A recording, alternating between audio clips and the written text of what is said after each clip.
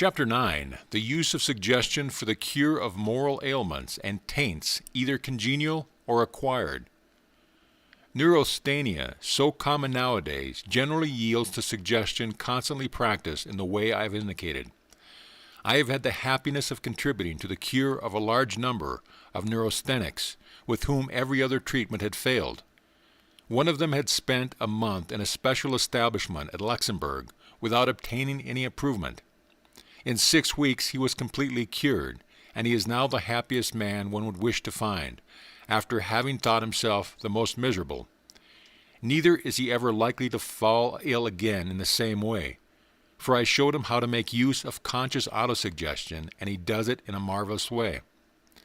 But if suggestion is useful in treating moral complaints and physical ailments, may it not render still greater service to society, in turning into honest folks the wretched children who people our reformatories, and who only leave them to enter the army of crime?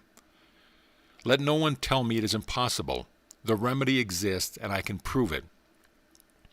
I will quote the 2 following cases, which are very characteristic, but here I must insert a few remarks in parentheses. To make you understand the way in which suggestion acts in the treatment of moral taints, I will use the following comparison. Suppose our brain is a plank in which are driven nails which represent the ideas, habits, and instincts which determine our actions. If we find that there exists in the subject a bad idea, a bad habit, a bad instinct, as it were, a bad nail, we take another which is a good idea, habit, or instinct, place it on top of the bad one, and give a tap with a hammer. In other words, we make a suggestion. The new nail will be driven in perhaps a fraction of an inch, while the old one will come out the same extent. At each fresh blow with the hammer, that is to say, at each fresh suggestion, the one will be driven in a fraction further, and the other will be driven out the same amount, until, after a certain number of blows, the old nail will come out completely and be replaced by the new one.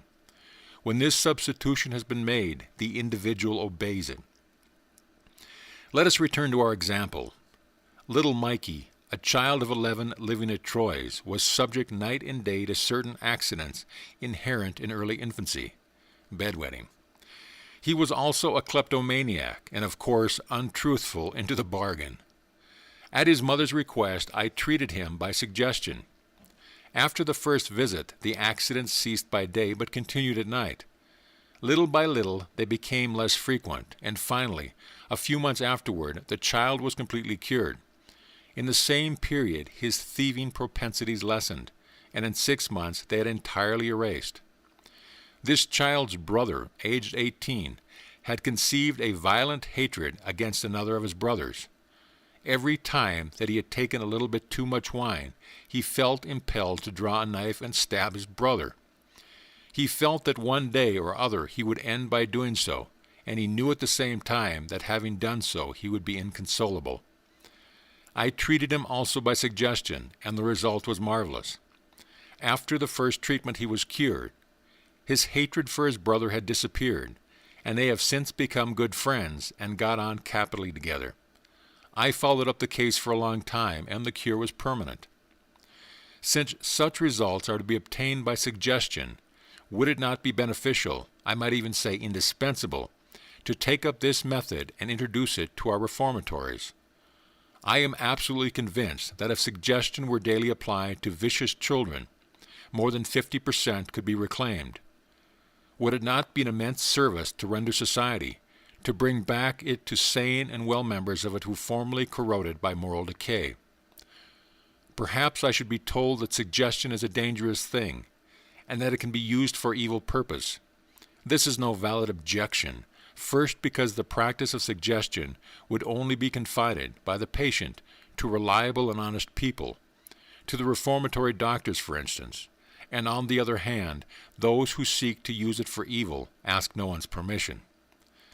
But even admitting that it offers some danger, which is not so, I should like to ask whoever proffers the objection to tell me what thing we use that is not dangerous. Is it steam, gunpowder, railways, ships, electricity, aeroplanes? Are the poisons not dangerous which we, doctors and chemists, use daily in minute doses?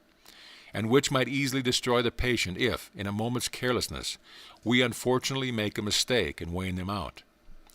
End of chapter.